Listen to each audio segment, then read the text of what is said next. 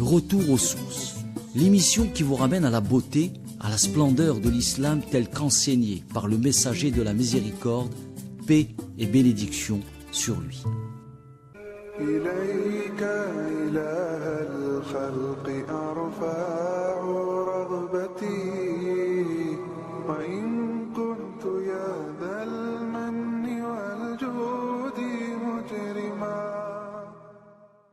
بسم الله الرحمن الرحيم الحمد لله رب العالمين وصلى الله على سيدنا محمد وعلى آله وصحبه والتابعين وبعد أيها الملأ الكريم السلام عليكم ورحمة الله وبركاته.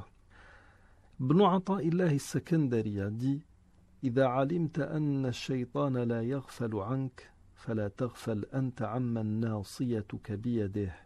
Si tu sais que le diable te guette sans cesse, ne perds donc pas de vue, toi aussi, celui qui te tient par ton toupet.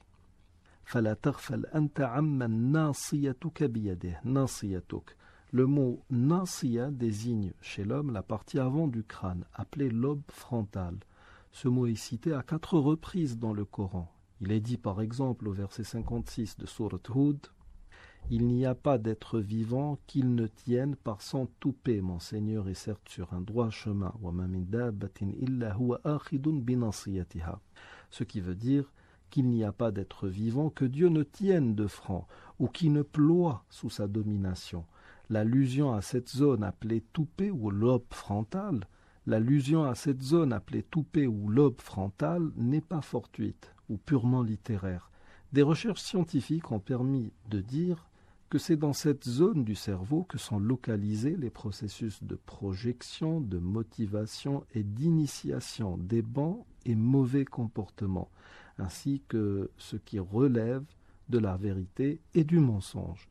Le fait que Dieu tienne les êtres vivants par cette nasiya signifie également qu'il détient leur destinée, d'où ce rappel d'Ibn Ata'illah Sakandari: si tu sais que le diable te guette sans cesse, et le diable est toujours à l'affût de la moindre occasion pour induire l'homme en tentation. Ces manœuvres sont subtiles et prennent des formes diverses, ce qui fera dire au prophète alayhi salatu wassalam dans son oraison d'adieu: aux gens, Satan a perdu tout espoir d'être adoré ici sur votre terre, mais s'il est obéi en dehors de cela, il s'accommode des actes que vous jugez négligeables. Prenez-en garde pour votre religion. Alors si tel est le cas, ne perds donc pas de vue, toi aussi, celui qui te tient par ton toupet, ce qui veut dire ne néglige pas les commandements de celui qui détient ton âme et ta destinée dans sa main.